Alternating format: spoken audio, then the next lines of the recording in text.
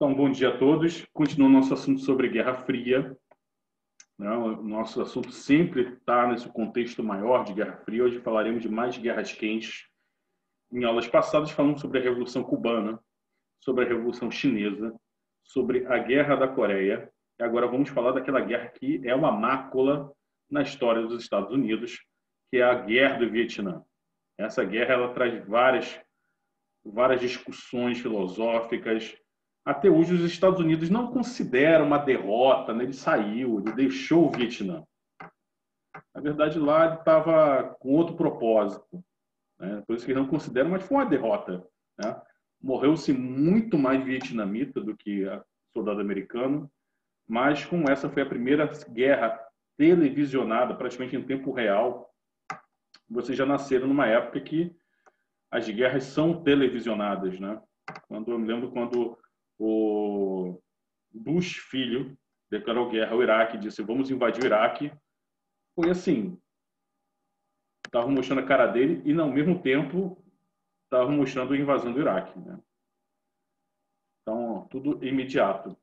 Então quando a gente fala da cobertura da Segunda Guerra Mundial, a Segunda Guerra Mundial ela foi coberta principalmente por jornais impressos, pelo rádio e pelo cinema, não pela TV, né? Mas agora o Vietnã não, temos o satélite, temos a TV nas casas, mostrando o que é a guerra nos lares americanos, mundiais, e como a opinião pública americana é que derrotou os próprios Estados Unidos nessa intervenção. E, é claro, sempre no contexto maior do jogo, né, do war mundial, né, digamos assim, entre Estados Unidos e a União Soviética, de grandes players dessa época. Então, vamos começar falando ainda durante a Segunda Guerra Mundial, as chamadas guerras de independência do Vietnã. Vejam bem, antes da gente começar a falar disso, a gente tem que lembrar o que é o Vietnã, o que é aquela região do sudeste da Ásia, pouco falada. Se eu perguntar para vocês quais são os países do sudeste da Ásia, vocês vão coçar a cabeça e não... Será que vocês conseguem me dizer rapidinho? Quais são os países do sudeste da Ásia? O sudeste da Ásia aqui é aquela região da Ásia, obviamente no sul, na região sudeste, que não é nem a Índia, nem a China. Fica entre a Índia e a China. A Índia, a colônia britânica, a China, né, aquele império imenso, estava dominado por várias potências imperialistas até a Segunda Guerra Mundial, principalmente o Japão, você não deve esquecer disso. O sudeste da Ásia, então, gente, já que vocês não falaram, a gente pode colocar aqui como Birmânia, Tailândia, muito bem, né, Clara? Tailândia. E a Indochina, a Índia, é que eu falei, a Índia tem a Índia, é que a Índia é quase um mundo próprio. Quando a gente fala de Índia, antes da Segunda Guerra Mundial, antes da independência dos britânicos, a Índia é um mundo à parte, né? Aí entre a Índia e a China, se vocês pegarem o mapa da Ásia, tem lá a Birmânia, que hoje em dia tem outro nome, ela mudou de nome, a Birmânia, agora não me lembro, uma ditadura militar até hoje. Temos a Tailândia, que é o único país da Ásia que não foi colonizado, ele e o Japão nunca foram colonizados, o Japão quase, a Tailândia quase, mas a Tailândia permaneceu neutra, justamente por causa dos interesses tanto da Inglaterra quanto da França. Aí depois da Tailândia você tem uma parte chamada Indochina, a Indochina francesa. A Indonésia, Fred, a Indonésia a gente chama de Australásia, porque a parte do Sudeste Asiático são ilhas, né? São arquipélagos de ilhas, Filipinas, Indonésia, Malásia, Singapura. A gente pode chamar de Australásia, tá? Mas então, o que a gente chama hoje de Vietnã, Laos e Camboja, até a Segunda Guerra Mundial, era a Indochina francesa, colônia francesa. Então, os franceses entraram lá, mesmo sendo a República, a França era um país extremamente imperialista, tanto é que até hoje ela tem vários territórios ao redor do mundo, né? A própria Guiana Caiena era território francês. Tanto é que o Macri falou assim, não, o Bolsonaro diz que a França não tem que se intrometer na Amazônia, mas a França é um país amazônico. Aí todo mundo riu, aí todo mundo esqueceu que a Guiana Francesa tem parte da Amazônia também. e é da França até hoje, várias ilhas. Então, a França tinha invadido a chamada Indochina, e ela tinha ocupado esse vasto território. E, claro, para você manter uma colonização, né, uma dominação, sempre você tem que cooptar uma elite. Tinha na Indochina francesa uma elite colonial, além, é claro, dos funcionários vindos da França. Assim como os franceses fizeram na Argélia, no Marrocos e outras regiões da África, eles tinham feito algo parecido na Indochina. Você tinha, então, eles criam uma elite de nativos que não se identifica com a cultura local, se converteram ao cristianismo, seja católico ou protestante, botavam seus filhos para estudar na França, falavam francês, adotavam costumes franceses, então era uma elite afrancesada, não se identificava com aquela massa de camponeses, budistas, asiáticos mesmo, né, com a cultura, com o costume vietnamita. Então, a França, ela se baseava o seu poder também em cooptar essa elite, né? Essa elite mais afrancesada. Aí chegam os japoneses na Segunda Guerra Mundial, o Império Japonês invade a Indochina e expulsa os franceses durante o período da guerra. Então, os japoneses se mostravam para o mundo como libertadores da Ásia, né? Expulsando os bárbaros ocidentais. Mas, na verdade, a gente sabe que estava trocando uma exploração cruel europeia por uma exploração cruel japonesa, principalmente porque o Japão estava de olho no arroz vietnamita, né? E aí que começa, então, um movimento nacionalista, já existia, mas ele se torna mais forte ainda, esse movimento nacionalista vietnamita, liderado por um cara chamado Ho Chi Minh, tá? Guarda esse nome. E já era um senhorzinho, ele foi educado na Europa, ele era, acho que, advogado, ele tinha sido educado na Europa, e ele sonhava, então, em lutar contra o colonialismo e libertar o Vietnã. Então, o Ho Chi Minh se torna, então, patriarca desse movimento nacionalista, e começa, então, um movimento chamado Viet Minh. Ho Chi Minh liderando o Viet Minh, que é um movimento nacionalista contra os japoneses. E até mesmo ele fazia vários ataques contra os japoneses na selva, guerrilha mesmo, e até tentava boicotar, né, roubar o arroz que os japoneses pegavam, os vietnamitas, para alimentar o exército japonês gigantesco. A população japonesa passava fome também. Então, os japoneses invadiram a Indochina, expulsaram os franceses, ambicionando o arroz, né? Até hoje o arroz é uma coisa polêmica. Sabe que em 1918, tem uma matéria muito interessante no site da BBC Brasil, se vocês puderem dar uma olhada, sobre como o arroz já derrubou governo, né? Com o aumento do preço do arroz, em 1918, o Japão queria invadir a Rússia para derrubar o governo bolchevique, né? O Exército Vermelho. O governo japonês apoiou, junto com os franceses e ingleses, o Exército Branco, opositor dos comunistas. Então precisava de muito arroz. E houve, então, uma especulação do preço do arroz. O preço do arroz ficou muito alto, e aí o povo se rebelou. Mas só, os japoneses são tão calmos, se rebelaram, e aí derrubou o primeiro-ministro daquela época. Então, o Ho Chi Minh, ele lidera esse movimento nacionalista e ajuda a expulsar os japoneses durante a Segunda Guerra Mundial. Mas aí, terminada a guerra, o que acontece? A França reocupa a Indochina, expulsa os japoneses e a França reocupa. Aí começa a chamada Guerra da Indochina, a guerra da Indochina contra a França. A França retoma a Indochina. E então esse movimento nacionalista vietnamita começa, então, uma série de ataques guerrilheiros. Então, utilizando a técnica que eles usaram contra os japoneses, utilizaram contra os franceses, vão usar contra os americanos também. O que é guerrilha? A guerrilha é a tática que utiliza a natureza, né, a geografia do local, que geralmente o inimigo não conhece direito. Ele se aproveita, então, faz escaramuças, ataques repentinos. Como o exército opressor é muito mais forte, muito mais numeroso, a guerrilha ela faz ataques pontuais, cirúrgicos, utilizando, então, de ataque surpresa.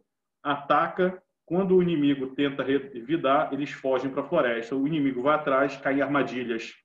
Então, afeto psicológico do inimigo. Então, isso foi meio que minando a França. E os Estados Unidos, a princípio, eram contra a presença da França de volta na Indochina. Os Estados Unidos eram a favor da independência do Vietnã. Os Estados Unidos sempre foram, né, oficialmente, é claro, mas é claro que no interesse deles sempre acabam apoiando quem não deve, mas se eles forem seguir à risca a ideia da República Americana, é claro que eles vão ficar contra o colonialismo, contra a opressão, contra ditadores, mas isso é só na teoria, né? A história mostrou que eles sempre apoiaram governos ditatoriais quando era do seu próprio interesse. Então, a França faz o seguinte, simplesmente o de Gaulle, né, o grande herói da Segunda Guerra Mundial, fala assim, olha, americanos, não se metam aqui, cara, isso não é problema de vocês. Ou vocês deixam a gente em paz aqui, a gente retomar a Indochina, ou a gente vai ficar do lado da União Soviética. Aí os Estados Unidos, tá, beleza, né? Começou a observar meio que de longe. Mas a França acaba sendo expulsa pelo Ho Chi Minh, né, por essas táticas de guerrilha, coisa e tal. Expulsam os franceses são expulsos numa batalha que agora não lembro o nome, não anotei, mas é uma batalha, né, muito importante. Eles cercam, né? Os caras não tinham ideia do tamanho do exército do Ho Chi Minh. 16 mil soldados franceses são cercados e mortos num ataque assim, e aí a França acaba desistindo. Então tem uma convenção em Genebra, tem uma reunião na Convenção de Genebra, em 1954. Aí aquela região da Indochina é separada em 4 países: Laos, Camboja, Vietnã do Norte e Vietnã do Sul. O Vietnã do Norte ele vai ficar na esfera de influência da União Soviética e da China, né? O Ho Chi Minh era inspirado principalmente no maoísmo, né? No Mao Tse-tung, buscando apoio dos camponeses, né? Para fazer uma revolução comunista. Já o Sul vai entrar na esfera de influência dos Estados Unidos. Então, em 1954, nós temos 2 Vietnãs. O do Sul, governado por um cara chamado Dinh Dien. Esse cara era tudo que não prestava. Os americanos sempre apoiando quem não presta, né? Ele era conservador, ele era ex-padre, acho que ele chegou a um tempo a ser padre católico, não era casado, solteirão, mas corrupto, vivia no luxo, odiava a população, mandou fechar os templos budistas, apoiava os Estados Unidos, tinha apoio dos Estados Unidos, mas vivia no luxo, enquanto que uma parte da população vivia na pobreza, desprezava essa população. Ele se fechou lá com aquela elite afrancesada. Não, isso mostra uma coisa muito interessante, que os Estados Unidos não tiveram a sensibilidade de entender o que estava acontecendo no Vietnã. E apoiou, é claro, seguindo aquela cartilha do macartismo, né, da doutrina Truman, de combate ao comunismo. Então, eles apoiam esse cara que era terrível. Quem governava de verdade era o irmão dele e a cunhada. Um governo extremamente corrupto, os militares extremamente também corruptos. Os americanos odiavam o exército do Vietnã do Sul, que era inepto, preguiçoso, horrível, né? E oprimia a população. Mas os americanos viram na guerra contra o comunismo, a gente vai apoiar o Dien. Então, começa a chamada Guerra do Vietnã, né? Quando, em 1954, os Estados Unidos começam a apoiar o Dien do Vietnã do Sul, enviando, então, especialistas para treinar o exército do Vietnã do Sul. Tá? Os Estados Unidos não invade direto. Ele fica quase 2 décadas enviando observadores para treinar, arma, dá dinheiro para o Dien, mas a população está contra ele.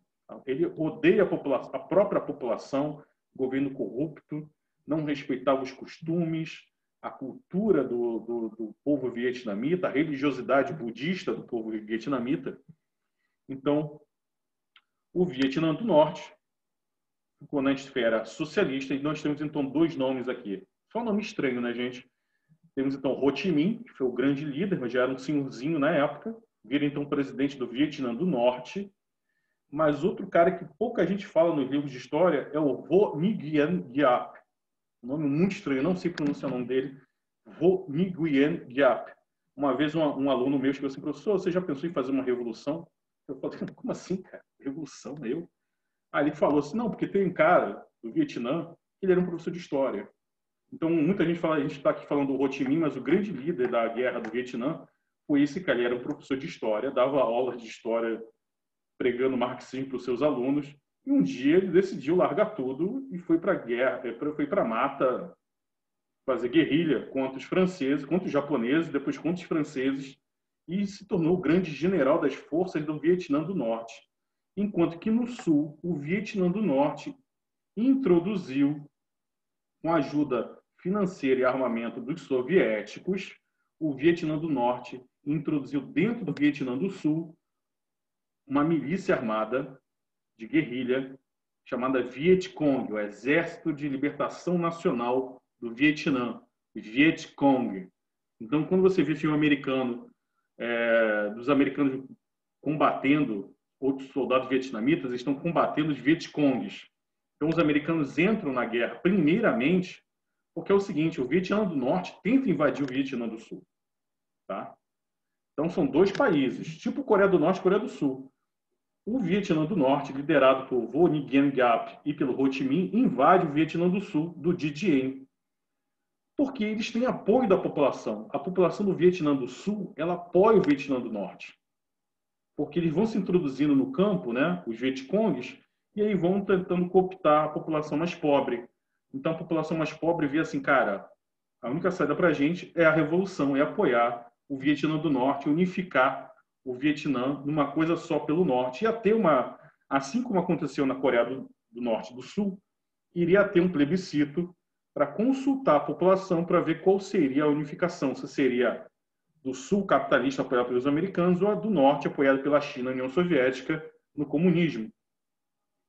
Os americanos então temiam que o Vietnã se tornasse um país comunista, porque tinha aquela ideia da teoria do dominó. Eles pensavam, pô, se o Vietnã se tornar comunista, Laos, Camboja, todo mundo, Indonésia, Malásia, todo mundo, Tailândia, ia virar comunista também.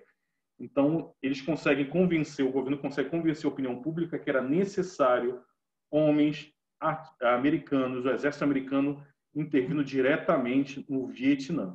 Tá? Alguma dúvida até aqui, gente? Está confuso o que eu estou falando? Está estranho? Então, em 1964, tá, os americanos intervêm diretamente para responder o ataque do Vietnã do Norte. Isso é uma coisa que a gente tem que lembrar também, que é o Vietnã do Norte invade o Vietnã do Sul, dois países independentes um do outro, mas quem ataca primeiro é o Vietnã do Norte. Mas isso aí a gente tem que entender o seguinte, como eu falei, o governo do Vietnã do Sul, um governo corrupto, o próprio presidente Kennedy na época odiava o presidente do Vietnã do Sul, odiava o cara era horrível. Então, assim, ele fecha templos budistas, bota a polícia para bater na população quando tem manifestação pacífica também, de mulheres pedindo trabalho, comida. Ele botava a polícia, botava o exército em cima, vivia no luxo. Ele mandou fechar os templos, destruiu templos, matou, prendeu monges budistas. Tem aquela cena que entrou para a história, uma foto incrível, que é um monge budista meditando em protesto, e o outro vem por cima e joga gasolina, acende, o cara fica lá, tranquilão, meditando, com controle total do corpo e da mente, pegando fogo. Ele morre incinerado, mas como forma de protesto contra o governo opressor. Isso, Fred, é daí que vem essa imagem. Eu acho que é capa do disco do Rage Against the Machine, é uma capa que eu acho incrível. É uma imagem muito poderosa. Tem outra imagem poderosa também, né, que é um soldado do Vietnã do Sul dando um tiro na cabeça de um Vietcong, né, de alguém que é acusado de ser Vietcong, ou seja, aliado do Norte. E é no momento assim que ele atira, cara, você vê a bala entrando, assim, a foto pega, né? Uma pessoa pequena, frágil, né? Desarmada, presa. E aí ela leva aquele tiro na cabeça, é uma imagem assim, tenebrosa, né? Mostrando assim, quanto essa guerra foi terrível. Então os Estados Unidos entram diretamente, que sabiam que o Vietnã do Sul ia levar uma surra do Vietnã do Norte. E assim, os vietnamitas dão um show, cara, né? A comoção popular, o apoio da população do campo mais pobre contra o Vietnã do Sul e contra os americanos é uma coisa impressionante. Tem um documentário na Netflix muito importante. Ele é grande, eles são vários episódios, acho que nem eu vi tudo. Mas é um documentário muito bom, eu esqueci o nome, que fala sobre a Guerra do Vietnã. Aí tem um momento assim que os americanos passavam, tinha uma estrada ligando o norte, o Vietnã do Norte, ao Vietnã do Sul. Os soldados chineses e do Vietnã do Norte usavam essa estrada. E os americanos faziam o quê? Bombardeavam de manhã. Passavam o dia todo bombardeando aquela estrada, toda esburacada. No dia seguinte, os americanos iam passar lá de novo, né, de avião, tiravam foto, a estrada estava lisa de novo. Por quê? Depois que havia os bombardeiros, as pessoas do local, né, elas faziam um trabalho de mutirão de noite e tapavam os buracos da estrada, cara. É uma coisa impressionante. Então, todo dia os americanos bombardeavam, e no dia seguinte estava lá a estrada funcionando de novo. Então, assim, isso mostra o quanto os americanos não estavam interessados no bem-estar da população. Eles não ouviram a população local. E aí vai para o mundo aquelas imagens de soldados americanos muito jovens, né? Mais ou menos com a idade de vocês, os 18, 19 anos, os 20 e pouco no máximo, botando fogo em casa de camponês, matando porco, sabe? Matando búfalo, roubando a comida dos camponeses. O camponês era acusado de ter guardado o armamento Vietcong. Os caras iam lá e queimavam as casas das pessoas, isso filmando, né? Então, se mostrou o lado de os Estados Unidos mandando seus jovens, que morriam que nem mosca, morreu muito americano, tá? E mesmo todo o poderio americano, o maior poder bélico da história, os caras bombardearam terrivelmente o Vietnã, tacaram mais bomba no Vietnã, um país agrícola, um país atrasado, mais bomba do que na Segunda Guerra Mundial inteira. Usaram agente laranja, que era um gás esfoliante, passava o avião. Como eles sabiam que os Vietcongs ficavam escondidos na floresta, eles passavam com o avião tacando o agente laranja, que era um agente desfoliante, caía todo, ele matava as plantas, né? Matava as árvores, desfolhava tudo, matava os animais, intoxicava as fontes de água, intoxicava o solo para encontrar os inimigos, tacava napalm, né? Aquela imagem terrível também da garotinha nua, correndo, né? Chorando, e ao fundo tem a aldeia dela pegando fogo, e ela nua, ela queimada, né? É o napalm. O napalm, quando explode, ele gruda, né? Ele é tipo uma meleca, ele gruda e queima, pega fogo. Então, assim, derrete uma pessoa, são queimaduras tenebrosas.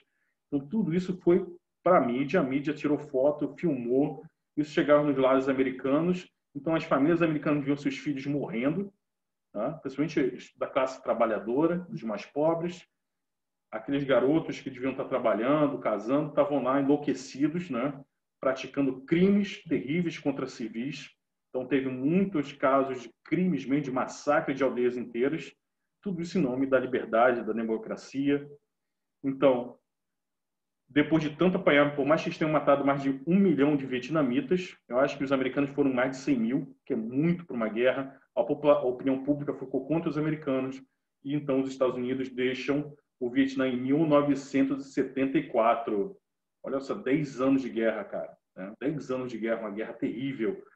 E aí, no ano seguinte, o Vietnã é unificado. As tropas do Vietnã do Norte invadem o Vietnã do Sul. E é curioso, né? Falei que o presidente Didier ele chega a sofrer um golpe de Estado dos militares no Vietnã do Sul. Ele acaba fugindo para a embaixada americana. Aí eles fazem uma negociação, aí ele entra no tanque e lá ele é assassinado pelos próprios militares. Não suportavam ele. O próprio Kennedy também não suportava o cara. E aí, então, a capital do Vietnã do Sul, Saigon, vira cidade de Ho Chi Minh. Tá? Então, gente, já estamos aqui, ainda temos alguns 10 minutos, só para a gente fechar. Eu acho que esse assunto é muito importante. Se vocês puderem ver, tem vários filmes excelentes de Guerra do Vietnã. Tem um muito bom Netflix, é a produção do Netflix. O último, né? O último filme lançado com aquele ator do Pantera Negra, como vocês deveriam ver, que é do Spike Lee, Destacamento Blood, muito legal. Ele fala sobre racismo, fala sobre essa época, né, dos anos 60, essa comoção dos direitos humanos, porque ainda havia nos Estados Unidos, interessante isso, nos Estados Unidos, sempre em convulsões populares. O que nós estamos vendo hoje, né, do Black Lives Matter, das manifestações contra o racismo, contra a brutalidade americana. Letícia Poço, qual o nome do filme? Destacamento Blood, eu acho.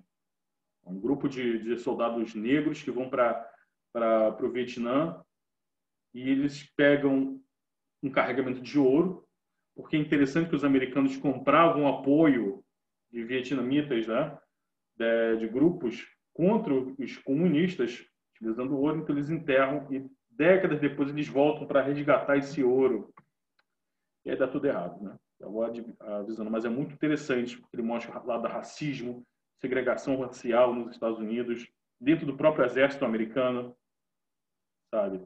Então, os anos 60, a partir do ano 68, principalmente, que é um ano que nunca acabou, que é um ano que tal, não digo seus pais são jovens, mas os meus pais, por exemplo, né, da geração dos meus pais, foi uma época assim de revolução em tudo, revolução dos costumes, revolução da sociedade, revolução dos costumes sexuais. Se hoje em dia a mulher tem o mesmo direito que o homem, né? Ainda que o machismo, né, o chauvinismo de muitos caras aí, principalmente com, né, essas coisas daí, né? Essas coisas daí, que acaba então reafirmando esse movimento machista que a gente vê por aí. Isso tudo é questionado nos anos 60. Então, o movimento dos hippies, né, da juventude questionando os valores de seus pais, questionando o capitalismo, o movimento, então, de libertação dos costumes, são os homens deixando o cabelo crescer, são as mulheres querendo fazer sexo com quem elas quiserem, né, sem ser obrigadas em casamento, com normas morais, a utilização das drogas lisérgicas para libertar a mente, né, abrir a mente. Então, os anos 60 ele é um momento de convulsão, de luta dos direitos humanos, dos negros nos Estados Unidos, o fim da segregação racial, que ainda persistia em muitos estados do sul dos Estados Unidos.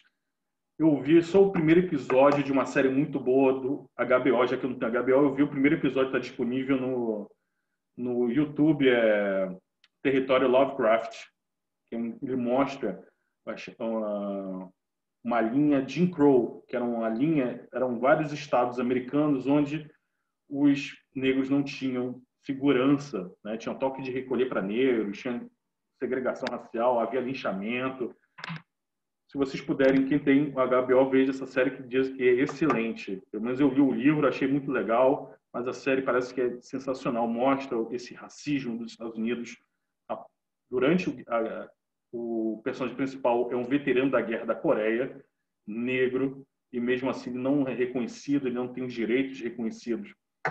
Mas não é só os Estados Unidos, não, que é um poder imperialista do mal nessa época. A União Soviética também. Teve uma aula que a gente falou sobre a Primavera de Praga, né, de como também havia uma crítica ao comunismo da União Soviética. E alguns países do leste europeu queriam mais liberdade individual, liberdade de culto, liberdade de imprensa, liberdade de pensamento.